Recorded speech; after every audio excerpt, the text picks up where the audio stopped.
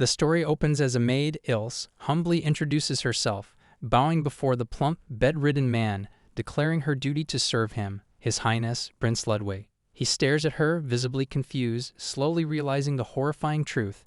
He has reincarnated as the protagonist of Revolt of the Ugly Orc, a degenerate eroge he used to play. In this grim RPG, the Ugly Crown Prince, Ludwig von Balderberg, leads a brutal campaign, subjugating royal heirs, female warriors, and even elf maidens. Ilse nervously awaits his response, but he's consumed by dread. The game is infamous for its despair-filled endings. Even the true route ends in execution after raising kingdoms. The others offer only rebellion, defeat, or suicide. Overwhelmed, he hides his face in his hands, realizing one brutal fact: the survival rate is absolute zero. He also remembers that Ilse is one of the main heroines, Ilse Hildebrandt, the tragic daughter of a fallen viscount, who, in the game, was eventually turned into Ludwig's slave. Now seeing her for the first time, he's shocked, realizing this is their first meeting. Struggling to stay calm, he asks her for the current date and time. Ilse politely informs him it's March 17th, year 270 of the imperial calendar. That stuns him even more. This is 5 years before the main story even begins. In the original game, Ilse was already enslaved during the tutorial scene, right at the start. Now realizing he has 5 extra years, he becomes quietly excited. He can try to change the story's tragic outcome. When she humbly asks if he has any orders for her, he nervously declines and instead praises her for her dedication. Ilse, surprised yet pleased, blushes at how kindly the crown prince is speaking to her. Having never talked to a cute girl in his previous life, he's overwhelmed with anxiety. When Ilse politely reminds him that she's his maid and asks him to assign her a task, he instead asks her to leave him alone for now. Confused, she wonders if she did something wrong. Flustered, he quickly reassures her, explaining that he's simply grateful someone as kind as her is serving someone as undeserving as him. Ilse softly apologizes for the misunderstanding and calmly exits the room. He sadly recalls the day when Princess Sophia Marie de Belva, his fiancée since age 13 and a princess from a neighboring kingdom, angrily rejected his marriage proposal, calling him a hideous monster and declaring that she hated him. Her selfish and cruel remarks deeply wounded him, as he had always been a shy and quiet boy. Worse, she spread rumors claiming Ludwig had inherited his father's cruel and depraved nature. As a result, her father canceled the engagement. When Ludwig learned of the rumors, he was devastated and locked himself away in his room. To comfort him, the emperor gifted him Ilse, not as a person but as a toy to vent on. Whenever Ludwig got angry, he was allowed to break her however he pleased. Now remembering this, he realizes that in his previous life, he had felt sympathy for Ludwig's situation. Having never been bullied or rejected himself, through elementary, middle, high school, or even university, he had never even spoken to a girl. But now, determined not to repeat the same darkness, he vows never to touch Ilse, hoping this one change might lead to a better future. However, he also recalls another serious obstacle. The Empire's relentless push for war wasn't just Ludwig's doing, it was the Emperor's ambition. Even if Ludwig wanted peace, the Emperor would still drive the invasion forward, so he considers removing the Emperor, hoping it might be the key to rewriting the story's tragic course. But as he lies down in despair, he knows the harsh truth. If the Emperor, Ludwig's strongest backer, disappears, the noble factions will likely kill him immediately. Lying helplessly, not knowing what to do next, he catches a glimpse of his bloated, unattractive face in the mirror. It strikes him then, the first step is to lose weight. After all, he is the son of a strong and handsome emperor. If he becomes more presentable, maybe the heroines won't hate him and he can steer away from the bad endings. Inspired by this single realistic goal, he finds a small spark of hope. Get fit, and start changing the fate he once thought was unchangeable. The next day, Emperor Otto von Balderberg, holding a girl in each arm, asks Ludwig casually whether he didn't like that girl, as he recalls the Emperor's nature, a harsh tyrant, just like in the game, who only shows affection toward his son. He quickly denies it, admitting instead that he actually likes Ilse. He remembers that she comes from a fallen noble family, and to restore their status, her parents accepted the Emperor's command for her to serve Ludwig as his toy. But now he realizes, if Ilse ever finds out he dislikes her, it might completely shatter her dedication and resolve. Meanwhile, the Emperor proudly advises him not to get too attached to her, reminding him there are many other girls for him. Then, noticing a certain spark in Ludwig's expression, the emperor taps his head and angrily shouts about the kingdom of Belga and all the other nations that wronged him. The emperor promises that they will all suffer under his iron wrath, and that Ludwig too will one day take his revenge. With a laugh he walks off with the girls. Meanwhile, Ludwig silently enters his room, smiling to himself, thinking how the emperor still believes he is truly his son, when in reality he's not the real Ludwig at all. But suddenly he clutches his head and bends down, wincing in pain as if his heart is being torn apart. At that exact moment, Ilse rushes in with clear concern and quickly asks if he's all right. A few minutes later he's lying on his bed, and she's sitting beside him with teary eyes, visibly relieved as he regains consciousness. Confused by her deep concern, he asks why she's so worried about him. She calmly responds that he is her true master. Realizing she's just like the loyal dog from the game, he smiles and assures her that he's fine, sincerely thanking her. In response, she surprises him by admitting that he seems completely different from the rumors she had heard. After feeling a bit better, he gently allows her to step away. She humbly bows and replies that if he cannot rest properly in her presence, then she will excuse herself. As she leaves the room, he immediately looks up with determination to start doing squats. But the moment he tries, due to his heavy weight, he collapses to the ground like a deflated football. The next morning, Ilse serves him an enormous, fatty, and delicious breakfast. When he gently instructs her to serve only vegetables and smaller portions from tomorrow onward, she looks at him with deep concern, asking if he's feeling unwell. He calmly reassures her that he's fine. He just wants to lose some weight, which visibly shocks her. She repeats in disbelief, asking if he truly wants to slim down, and when he nods seriously, he then asks about her plans after breakfast. She hesitates for a moment, a little flustered, before asking for a bit of time. Realizing that she's carefully managing her response to avoid offending him, he clarifies that he actually wants her help with his weight loss training. Ilse immediately agrees, clearly happy and excited. Meanwhile, he quietly thinks to himself, having never had a relationship with a girl in his previous life, that he doesn't have the courage to ask someone as beautiful as Ilse for anything romantic. But his thoughts are interrupted when Ilse, looking confused, gently asks why he's requesting her help, since, as a prince and knight commander, it would make more sense for him to ask someone more professional. However, he knows well that she is highly skilled. Her family, the House of Hildebrandt, is a shadow clan known for assassination and covert missions. Among the heroines, Ilse stands out for her incredible speed and specializes in fast, multi-hit attacks, playing the role of a scout. So without hesitation, he lowers his head and sincerely asks her for help, because he truly wants to change himself. With a sad and discouraged look, he explains that even though he is a crown prince, Princess Sophia of the neighboring kingdom rejected him. No one pays attention to him, and he desperately wants to prove himself, especially to her. Understanding his true intentions, Ilse becomes deeply moved and humbly bows, promising to help him with her full effort, no matter the cost.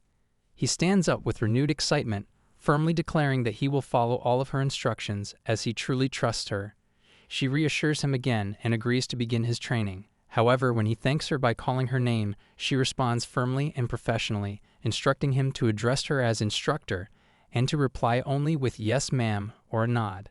Seeing his confused but willing agreement, she cheerfully leads him toward their first training location.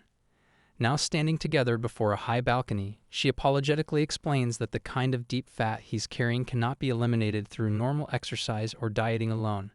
It must either be cut away or compressed. She adds that this body modification technique has been passed down through her family. Still shocked, he hesitates, but she confidently urges him to just follow her guidance. Feeling determined and motivated to lose weight, he agrees to trust all of her methods.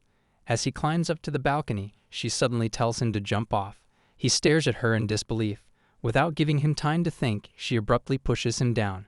He screams in panic as he falls, but upon landing, he realizes he's completely unharmed. His thick body fat had absorbed the impact, and he lets out a sigh of relief. At that moment, she approaches with a smile, and after confirming he isn't injured, excitedly tells him to climb back up and do it again. When he cries out in disbelief, she reminds him, in a professional tone, that he promised to follow every instruction without question. With no other choice, he climbs back up and jumps again, repeating the process. Later, back in his room, he lies exhausted as she gives him a massage. Realizing she must be tired herself, he tells her she doesn't need to keep going, but she calmly informs him that proper body care is also an essential part of training. He feels nervous at how close she is, Then, with a hint of emotion, she asks if he's uncomfortable with her touch, reassuring him that she's only performing a duty assigned to her. He gently brushes off her concern, saying that romantic relationships should exist only between people in love, so she shouldn't worry about this. He thanks her and calls her instructor. Smiling warmly, she tells him there's no need to call her that anymore, since they're not in training at the moment. He can just use her name. Happy, he tells her to work him just as hard tomorrow. She nods with a cheerful smile. After 6 months, Ilse excitedly praises his slightly slimmed-down figure. However, he responds dejectedly, saying that despite all their training, he hasn't lost much weight at all. With a cheerful smile, she explains that their methods are focused on compressing fat into a denser form rather than just burning it off. To further compress his body fat, she instructs him to now climb up to the 3rd-floor balcony. As he scales the building, he's amazed at how easily she moves across the house. Ilse, still ahead of him, laughs and admits she has no real experience in this either. But reaching the balcony before him, she assures him he actually has more talent than she does. Without wasting a moment, she informs him about the next stage of training, then suddenly pushes him off the balcony again. Their training continues relentlessly. Then, a few months later, in the depths of winter, he becomes nervous when she instructs him to defeat a sea monster known as a Kelpie. It's a minor enemy from the early side quests in the game, but one that, if left undefeated, causes the heroines to suffer humiliating outcomes. Seeing his terrified expression, Ilse suddenly appears behind him with a teasing grin, joking that if he ends up getting caught, only his dignity will be at stake. Before he can react, she pushes him into the water and firmly instructs him not to float on the surface. Otherwise, he'll be caught easily. She commands him to dodge swiftly. Although he has no clue what he's doing, the moment he sees the Kelpie behind him, he instinctively dives to the other side of the water, while Ilse continues cheering him on from the shore. He does his best, but eventually gets caught. The Kelpie starts licking his face, bringing him to tears. Once it's over and he climbs out of the water, Ilse offers him a helping hand and praises his effort. But just then, an accident occurs, causing her to turn bright red with embarrassment and quickly shut her eyes. As the days pass, his weight begins to drop little by little. Now training with dual swords, he stays focused and determined. Watching from nearby, Ilse, concerned, suggests that a sword and shield combination might suit him better. He bows his head apologetically and explains, with quiet sincerity, that although he has access to many weapons, he believes dual swords are the best choice for defeating monsters, because he wants to become the strongest. Ilse notices that his goal has clearly changed from what it once was, but she genuinely feels happy for him. Then, with a firm tone, she tells him that if he truly wants to master dual swords, he'll need to train 3 times harder. From that moment on, he throws himself into intense training, leaping from 5th-floor balconies, dodging Kelpie attacks, and refining his dual sword technique. A year later, he's thrilled by the results. His body is finally in ideal shape. Ilse, just as excited, praises his transformation with joy. But then, her voice softens with a hint of sadness as she declares that her duty as his instructor, to help him slim down, is now complete. Startled, he quickly responds, insisting that he still hasn't mastered dual sword combat completely. After completing his training, Ludwig initially planned to distance himself from Ilse. But after spending an entire year with her, he feels emotionally attached and asks her to keep guiding him. When she asks if he truly wants that, he smiles and suggests they be a bit more casual now since they've spent a whole year as teacher and student.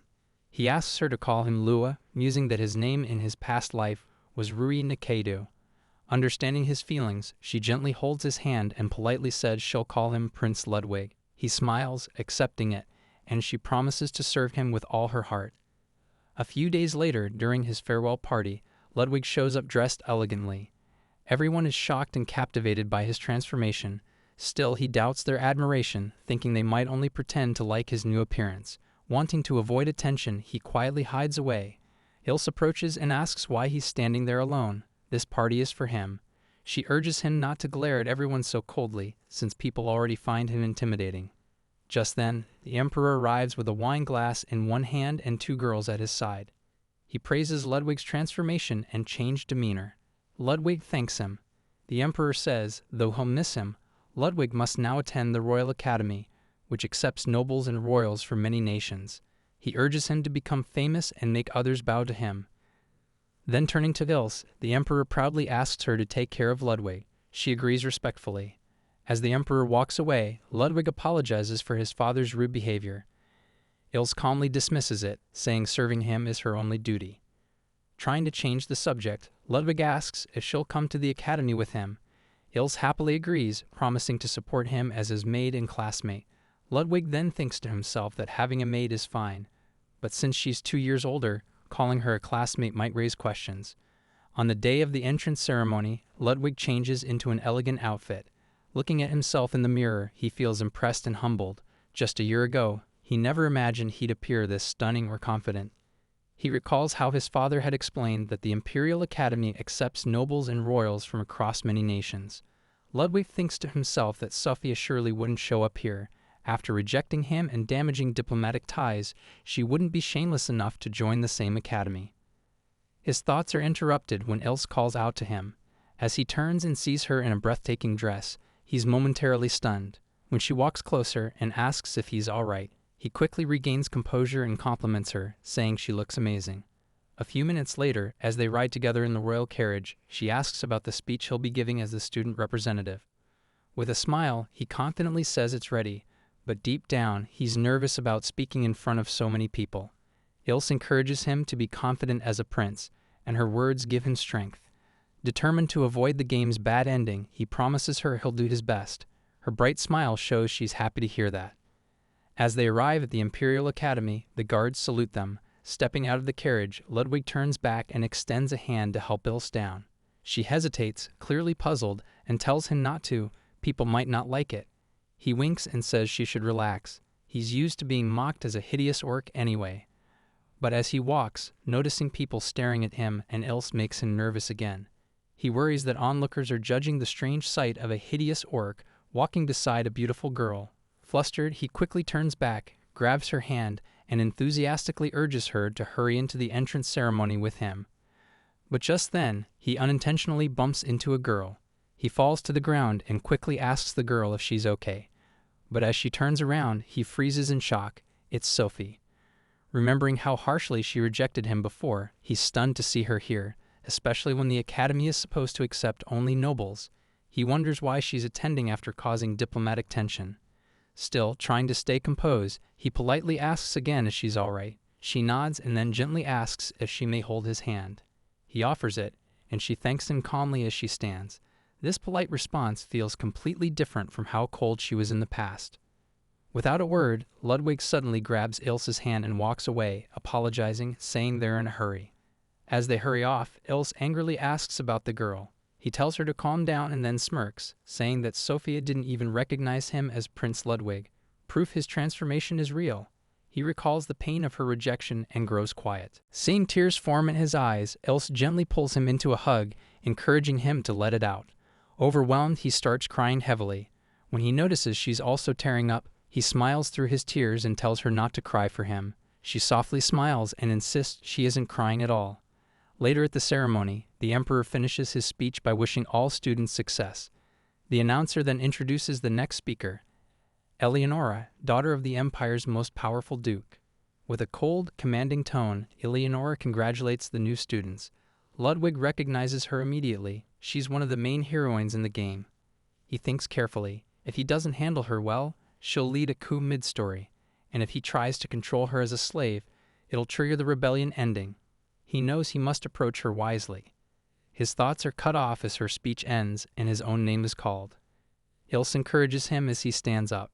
Nervous but determined, Ludwig walks toward the stage, feeling everyone's eyes on him.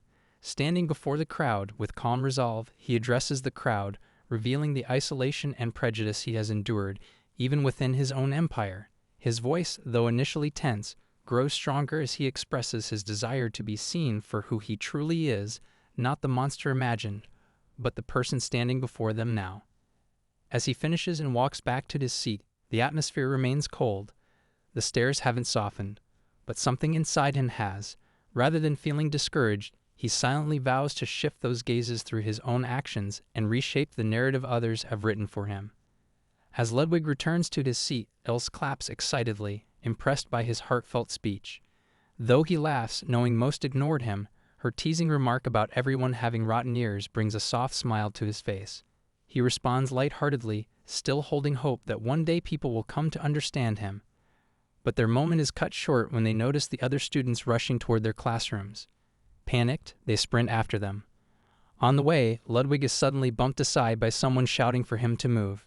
Irritated, he turns, only for a girl to step forward with a sinister smile, explaining it was her knight's fault. Ludwig freezes as he recognizes her, Natalia Silvestri, saint of the Minerva Holy Church from the neighboring Lathia Holy Kingdom, one of the main heroines in the game Revolt of the Ugly Orc. He recalls her future betrayal, where she destroys the kingdom of Belga and falsely blames the Empire, sparking global conflict. Despite knowing her treacherous role, he can't deny her enchanting appearance, silver hair, soft features, and graceful charm. Natalia introduces herself with warmth and friendliness. Ludwig politely returns the gesture, introducing himself as Crown Prince Ludwig. Her comment that he seems completely different from the rumors unsettles him, and when she suddenly hugs him, he stiffens. Though wary, he's momentarily stunned by her beauty. The moment breaks when Ilse, fuming, pulls them apart, while Natalia throws a playful flying kiss before leaving with a cheeky excuse. Watching his flustered expression, Ilse sharply asks if he likes Natalia. Ludwig immediately denies it, panicking at the idea.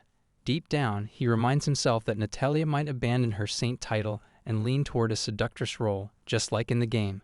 He declares firmly that he's not interested in Natalia, only in Ilse. The scene shifts to the classroom. Their homeroom teacher, Matilda Naumann, introduces herself. With her military posture and stern presence, Ludwig instantly recalls her as a minor soldier character in the game. Relaxed that Sophie isn't in his class, he's puzzled to see Natalia waving at him cheerfully. Ilse, glaring, asks for permission to handle Natalia herself, but Ludwig quickly stops her before she causes a scene. His mind shifts to the last of the main heroines, Ophelia of Brynn, the fourth princess and the feared frenzied knight princess. Known in the game for her incredible attack power, second only to the final boss, she plays a vital role in mid to late game strategies. Though wary of her, Ludwig reminds himself that this is now reality, not a game, and decides not to involve himself with her storyline just yet. As the lecture ends, the teacher instructs everyone to rest in the dormitories. On their way out, Ludwig apologizes to Ilse for the trouble she faces because of him. With her usual smile, she brushes it off, reaffirming it as her duty. Watching her kindness, Ludwig internally vows to rewrite the game's bad ending and fully restore her lost honor. Grateful and happy, he promises to make her smile, and the sincerity in his words makes Ilse blush, softly thanking him. Just then, a guard respectfully approaches with an invitation from Lady Eleonora for the freshman welcome ball, a traditional event for royalty at the Imperial Academy. Knowing Eleonora is a potential threat seeking to take power from the Empire, Ludwig senses the true purpose of the gathering and chooses to attend with caution. Worried, he admits to Ilse that he doesn't know how to dance. Smiling, she takes the card from his hand and assures him not to worry, she will dance with him. When he hesitantly asks if she won't dance with anyone else, she firmly declares she would much rather share that moment with him. Relieved and grateful, Ludwig thanks her, a genuine warmth filling his heart. Ludwig and Ilse step into the ballroom, dressed in graceful elegance. Their refined appearance quickly draws attention. Whispers ripple through the crowd. Despite Ilse's reassuring presence, Ludwig feels his confidence falter. Surrounded by nobles, he begins to question whether he belongs here. Even Ilse, though close to his age, carries herself with the poise of someone far more mature. Feeling disheartened, he quietly admits to Ilse that perhaps he shouldn't have come. Ilse, puzzled, immediately dismisses the thought, reminding him gently that the party wouldn't exist without him. Her words stir a warmth in him, briefly lifting his spirits, until the music fades and Lady Eleonora steps forward, welcoming everyone with a poised smile and inviting them to enjoy the evening. As the crowd mingles but refrains from dancing, Ludwig grows confused. Ilse explains softly that everyone is waiting for him, the prince, to lead the first dance. She also warns that Professor Naumann and several Academy faculty members are watching closely, expecting him to fulfill his role. Flustered, Ludwig hesitantly asks Ilse to dance, and she gladly accepts. As they step onto the floor, he can't help but worry whether he's doing it right. Ilse, full of joy, gently reassures him. When he focuses too much on his footwork, she playfully tells him to look into her eyes instead, reminding him that it's proper etiquette. Though nervous that eye contact might make him mess up, she simply laughs and urges him to trust her. As he gazes into her eyes, Ludwig feels a pang of guilt. Such closeness, such warmth, is meant only for lovers. A sudden sense of unworthiness creeps over him. Wanting to pull away before crossing a line, he softly suggests they stop and reminds her there will be other chances to dance. Ilse, smiling and understanding, agrees. Thirsty and overwhelmed, Ludwig excuses himself to get a drink and gather his thoughts. But just as he begins to relax, his mood shatters. Sophie approaches with a smile and asks why he didn't invite her to dance. The sight of her stirs a storm inside him.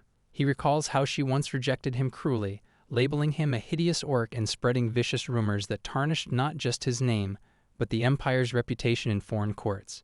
And now, without shame, she casually invites him to dance as if none of that ever happened. He wants to speak up, to confront her, but something inside, perhaps the trauma left by the real Ludwig's experiences, holds him back. Before he can react, Sophie reaches for his hand. But she's stopped. Ilse steps forward, gripping Sophie's hand firmly. Her tone is sharp, her words clear. Tonight, Prince Ludwig dances only with her. Sophie, unfazed, mockingly questions if Ilse is just an attendant.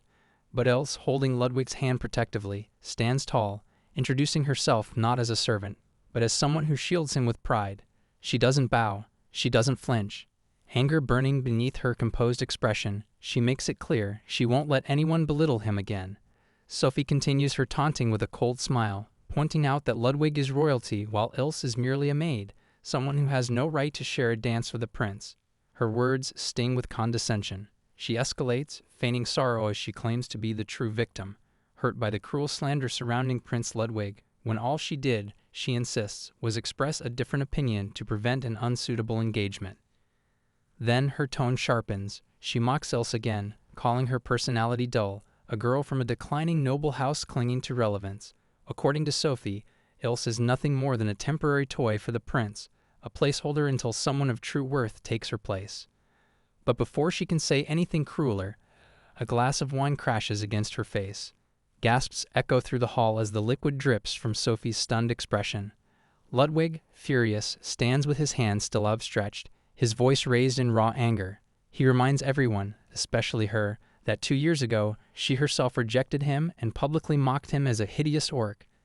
And now, after all that, she dares to insult Ilse, someone who stayed by his side, even when no one else would. Before the silence settles, Eleonora steps forward with practiced grace, her voice calm but firm. She suggests they stop causing a scene. With a hint of amusement in her tone, she notes that the crown prince has just doused a princess with wine and raised his voice at her. She chides him for not properly disciplining his subordinates, subtly pointing out that even a mere maid like Ilse dared to defy Princess Sophia. President Eleonora lowers her head, recalling the speech Ludwig gave during the entrance ceremony, the one where he declared he wanted everyone to see his true self. Now watching the scene unfold, she realizes, this is his true self, not some polished, restrained noble, but someone who refuses to stay silent when someone dear to him is hurt. Still burning with fury, Ludwig speaks out again. His voice cuts through the stunned crowd as he declares he's never been the type to stay silent when someone he treasures is insulted. Beside him, Ilse blushes deeply, her heart swelling with emotion, both flustered and moved. She looks up at him, eyes shining. But inside, Ludwig is conflicted. Though he stood up for her, guilt lingers for not protecting Ilse sooner. His earlier hopes of avoiding the game's bad endings now feel painfully fragile. With conviction in his eyes, Ludwig takes Ilse's hand and announces that if his honest self is unwelcome in this place, if people here would rather hide behind their titles while looking down on others, then he refuses to stay. He won't remain in a hall that tolerates hypocrisy and cruelty. With that, he turns away from the crowd. Still holding Ilse's hand, they exit together, calm and composed. Inside the royal carriage, silence falls at first. Ludwig stares ahead, struggling to process his impulsive outburst, shouting at a princess and throwing wine in her face. He's stunned by his own actions. Across from him, Ilse lowers her head, blaming herself. But before she can finish, Ludwig gently cuts in, insisting there's nothing to apologize for. If anyone should be sorry, it's him, for failing to protect her sooner. Her eyes widen in disbelief. Without hesitation, she clasps his shoulders, voice trembling, and tells him he did nothing wrong. He stood up for her, risking his future and reputation to defend her dignity. That moment settles between them, warm and sincere. Both realize they've been trying to apologize for something that needs no forgiveness. Ludwig breaks the silence with a soft laugh, grateful beyond words. He thanks Ilse from the bottom of his heart for defending him, for standing beside him, even against someone as powerful as Princess Sophie. Ilse, unable to hold back the emotion welling up inside, lowers her gaze, eyes misted with tears. She quietly thanks him for showing her such care and concern, so openly and without hesitation. Though the carriage moves forward, something deeper has shifted between them. They now look to each other not just with respect, but with trust, choosing to rely on one another moving forward. Later that night, Ludwig lies sprawled across his bed back at the royal mansion, staring at the ceiling in silent disbelief. His mind replays the events of the evening, confronting a princess, tossing a drink in her face, storming out of the ball. He sighs heavily, realizing how far he's deviated from the calculated path he intended to follow. He wanted to win over the heroines, break the doomed flags, and avoid the Empire's downfall, but after tonight's chaos, it feels almost impossible. Still, he clings to one quiet truth: he didn't betray himself, and that, somehow, offers a strange sense of comfort. Although Ludwig doesn't regret his actions, he feels disheartened. He knows that, after tonight, none of the heroines will likely ever believe that he's anything other than the hideous orc he was once labeled. Sitting up in bed, he sighs, thinking that things with Sophia, one of the main heroines, were never going to work out anyway. Holding his head, he briefly considers letting the story spiral toward a doomed ending, but quickly shakes off the thought, irritated. Each heroine has her own complications, and he can't handle them all at once. Overwhelmed by the endless possibilities, frustration and anxiety build until he buries his face in his hands, settling on one goal: survive first. Suddenly, a knock sounds at the door. Surprised someone would visit this late, he opens it, and is left speechless. Ilse stands there in a bold, elegant outfit, flustered but composed. She quietly apologizes for disturbing him at such an hour and asks if she may come in. Embarrassed, Ludwig quickly lets her in, but he's stunned when she immediately wraps her arms around him from behind. The sudden motion causes both of them to tumble onto the bed. Blushing, she explains that she came to thank him properly for standing up for her during the party. As Ludwig tries to brush it off, she hugs him tighter and says this is the only way she can express her thanks. He's left frozen, unsure how to react. Sensing his hesitation, she nervously asks if he's upset. Seeing her trembling, Ludwig blushes harder and awkwardly realizes that she's never experienced something like this before. Gently pulling off his night coat, he covers her with it and advises her, with a soft but serious voice, not to do this so easily, not even for him. She replies sadly that she has nothing else to give him. Ludwig steps closer, looking into her eyes, and tells her she should save herself for someone she truly loves. Her eyes grow misty as she listens in silence. Later, while she sits quietly on his bed, she shyly asks if she can at least stay beside him tonight. Though unsure, he agrees, telling her she can sleep on the bed while he takes the sofa. But Ilse quickly stops him, grabbing his hand and jumping on top of him with a flushed face. She insists that he stays on the bed, and she'll sleep beside him. As he panics inside, struggling to keep calm, she sweetly adds, her cheeks glowing red, that this is her first time sleeping next to a man. That night, Ludwig does everything he can to stay innocent and respectful, even as his heart pounds beside her. Though he secretly loves sleeping beside Ilse, he plans to rise early. However, he's surprised when Ilse wakes first, cheerfully greeting him good morning. When she admits she was so happy she couldn't sleep all night, he grows nervous, wondering if she watched him the entire time. She hugs him again with delight, and though flustered, he gently asks her to stand so he can start his routine. As he turns to leave, she politely calls him back, insisting he should rest properly and not leave so suddenly. Later, while walking outside, Ludwig feels surprisingly energetic despite the lack of sleep. Though he's already lost weight, he's determined to keep training, haunted by the thought that if he regains his old physique, even kind-hearted Ilse might turn away from him. Just as he begins his training, he's shocked to see Princess Ailia already practicing nearby. He immediately bows, apologizing for the interruption. She dismisses the concern and instead asks how he knows her name. Smiling nervously, Ludwig explains she's his classmate and a royal from the Bryn United Kingdom. When his tone suggests he's been keeping tabs on her, she only smiles, which eases his anxiety. She changes the topic, asking why he's out so early.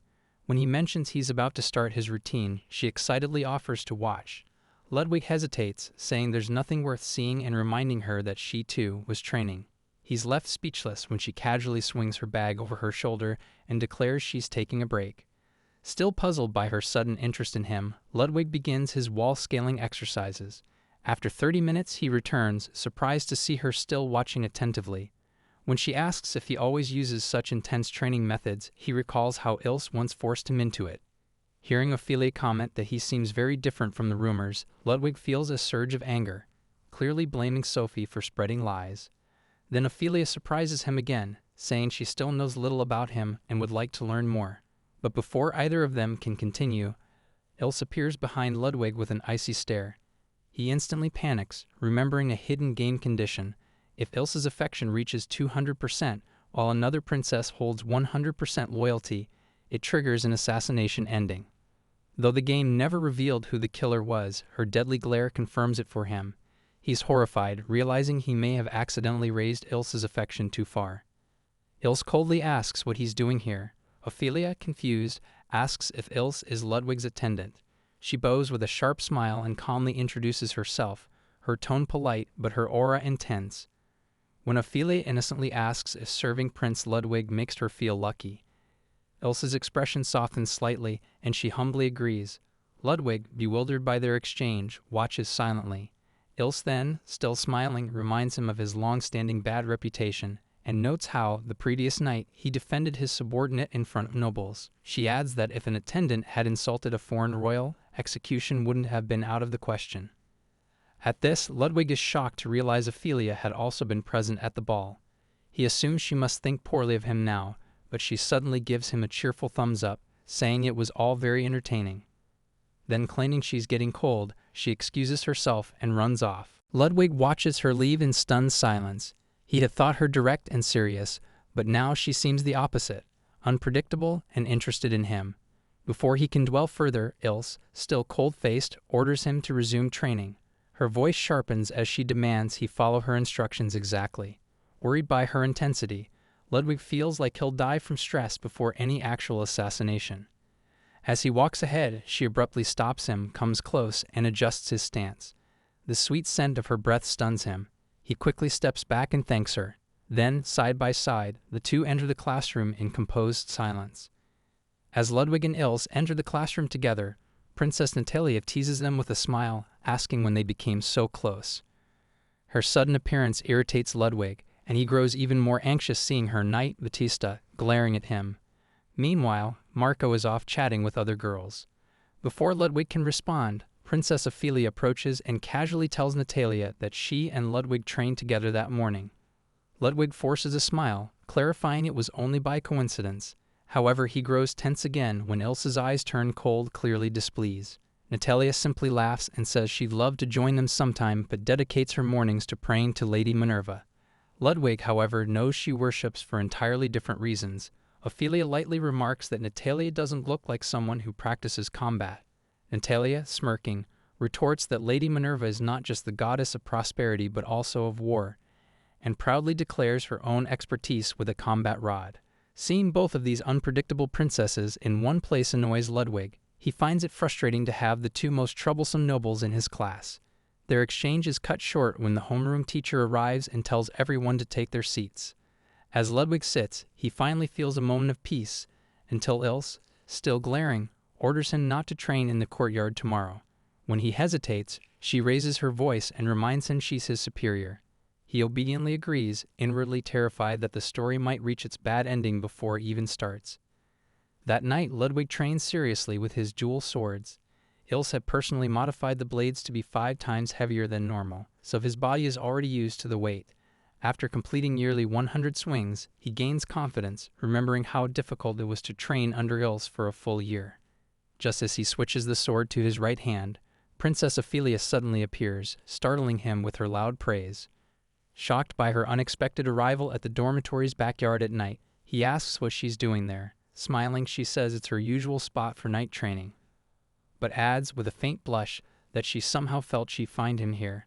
Ludwig panics, fearing Ilse would kill him if she found out. To his surprise, Ophelia wastes no time correcting his grip on the sword. Hugging him from behind, she gently guides his hands. He's too flustered to focus, and when she notices his distraction, she asks if he's even listening. Ludwig feels helpless. He's never had a real relationship, and suddenly all these noble girls are paying attention to him. His anxiety worsens when Ophelia bluntly asks if he has a girlfriend. Trying to distract himself, he thinks about how he always sneaks a snack after lights out and how he keeps it secret from Ilse to avoid worrying her. When he doesn't respond, Ophelia just laughs and changes the subject, suggesting they sparred together since they're already training. He quickly apologizes, saying he's no expert, but Ophelia still seems impressed with his efforts. When he insists he's not particularly skilled, she pouts cutely, clearly trying to make him reconsider. But he doesn't budge. She grows even more interested, not in his looks, but in his sincerity and dedication. She softly admits he's not like the hideous orc the rumors describe. Hearing this, Ludwig recalls a memory of a battle where Ophelia, then an enemy commander, was captured. She boldly declared that although they lost, they had fought with pride, and she had no regrets. He quietly admires her strength, both on the battlefield and in person. Ophelia then asks if he'd like to test his skills in some other way if he won't spar. When he asks if she just said something, she casually brushes it off with a smile. Changing the subject, she suggests they simply focus on training for the night. Ludwig agrees. Prince Ludwig and Ilse stroll through the lively imperial capital. Curious about the bustling stalls, he asks about them, and she happily tells him they serve a famous drink, frappe. Although he's never tried anything like it before, her recommendation excites him, and he decides to give it a try. As he looks around, surprised by the vibrant streets, Ilse, a bit amused, asks if this is his first time here.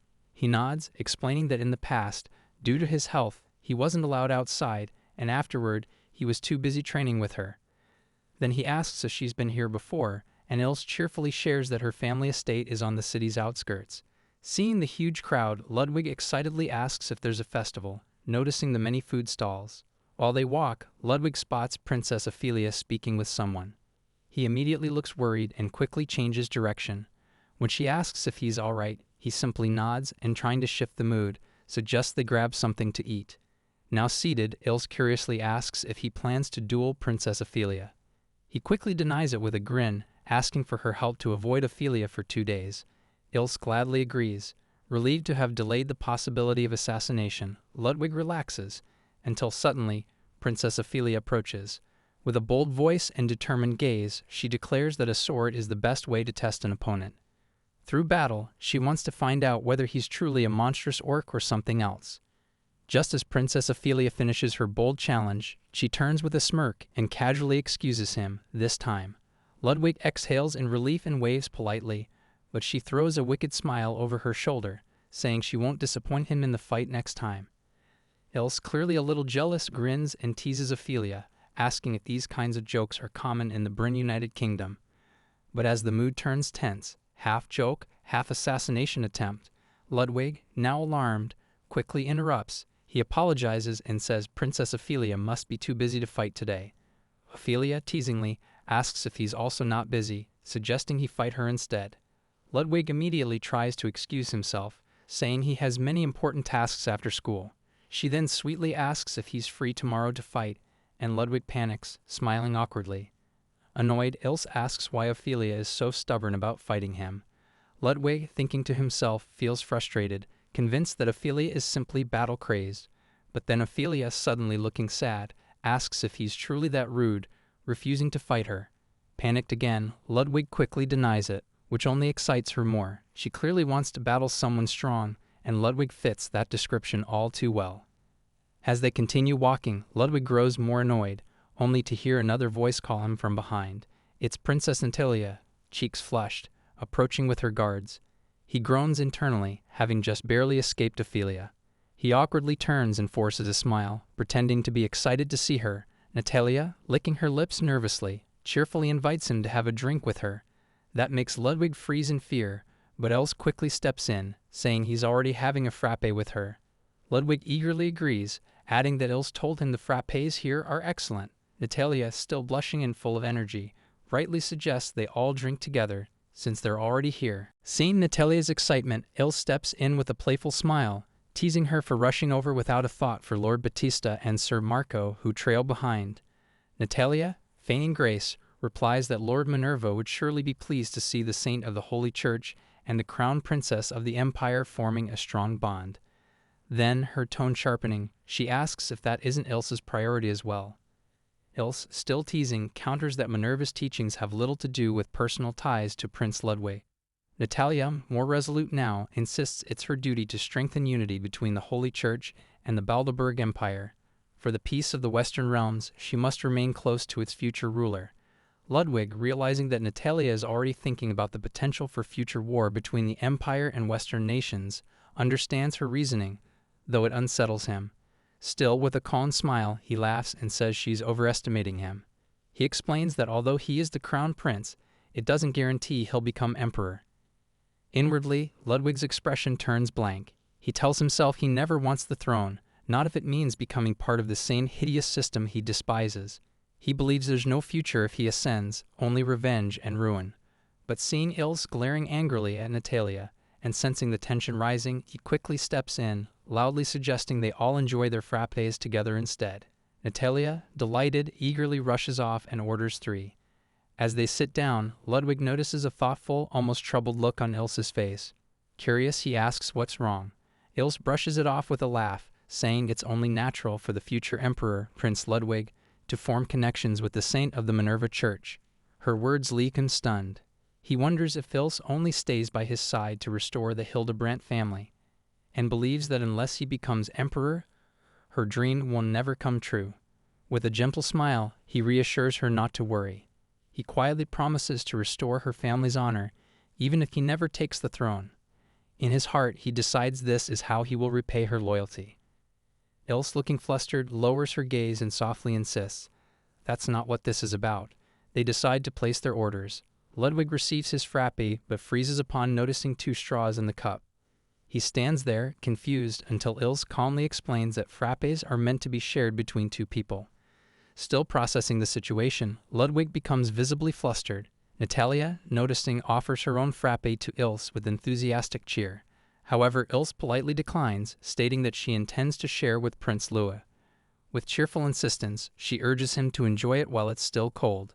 Embarrassed and unsure how to react, Ludwig hesitates. Both of them, their faces slightly red, slowly lean toward the drink. As they move closer, he realizes Ilse is just as nervous as he is, their lips near the straws, and they each take a small sip. Instantly, both light up with joy, their expressions bursting into smiles at how delicious it tastes. Natalia watches them with amusement, then offers Ludwig a sip of her drink. He immediately refuses, cheeks flushing deeper. The idea feels too intimate, almost like a kiss. Trying to be polite, he suggests she share it with someone else. Natalia, misreading his intent, assumes he means Battista and points out he already has his own. Before she can continue, a guard approaches to announce it's time to leave. She agrees, offering Ludwig a hopeful smile as she departs, clearly looking forward to seeing him in class. As her entourage leaves, Ludwig reflects briefly on Battista's cold demeanor from their first meeting. He suspects the knight may dislike him. Now alone with Ilse again, Ludwig glances at her. A soft, content smile forms on his lips. He knows this is duty for Ilse, but to him it feels like a date. Ilse, catching his gaze, lowers her eyes, cheeks flushed, just as flustered as he is. After finishing their frappe, as they begin to leave, Ludwig smiles and gently holds Ilse's hand, thinking it's a natural part of a date. But Ilse suddenly stops him, then dashes ahead, reminding him that it's time for their nightly training.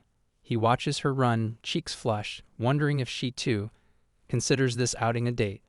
Holding her hand a little longer, he shares a quiet hope to revisit the same street next week and enjoy another frappe together. A week passes.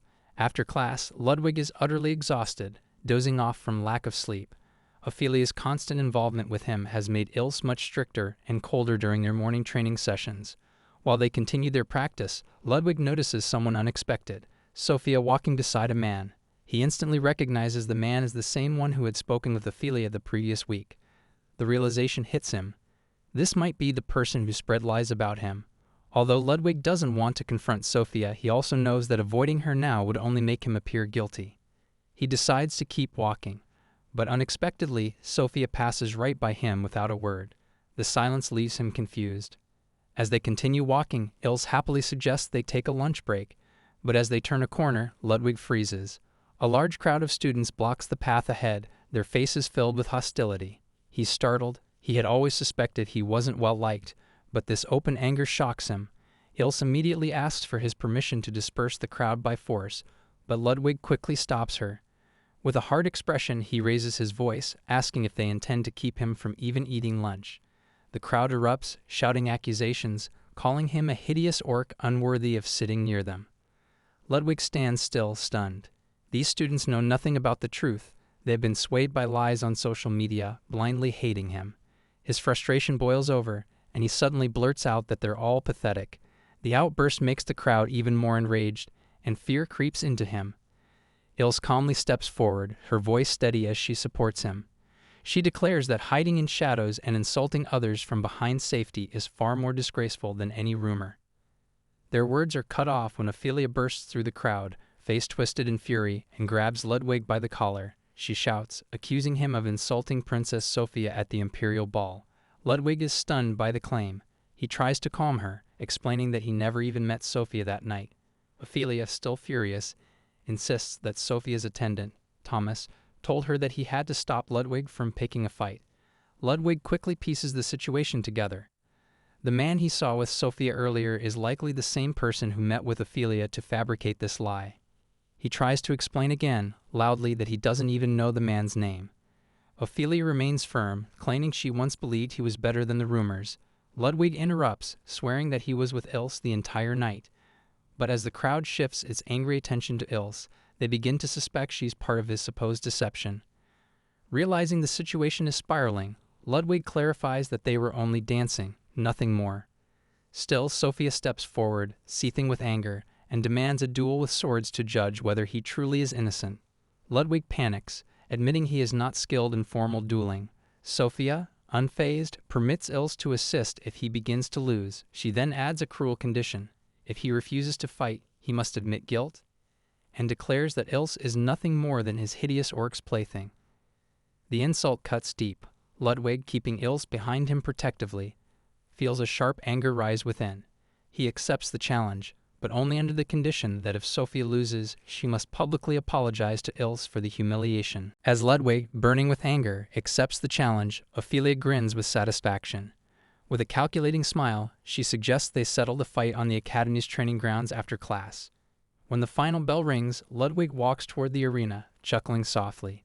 It's finally time to unsheathe the custom-forged blades he had made using every privilege afforded to him as the crown prince. With a confident smirk, he draws his twin swords, his personal weapons, feeling the weight of resolve settle in his grip.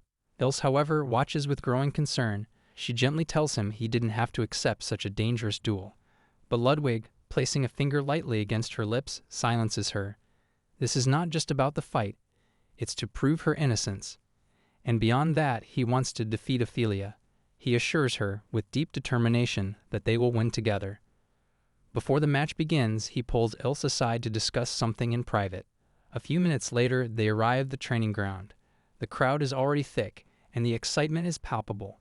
Ludwig is shocked to realize that nearly the entire academy has shown up, most hoping to see him lose to Ophelia. The air is heavy with anticipation. Noticing the twin swords in his hands, Ophelia smirks teasingly. She remembers those blades well from their childhood sparring days. Her expression sharpens with excitement.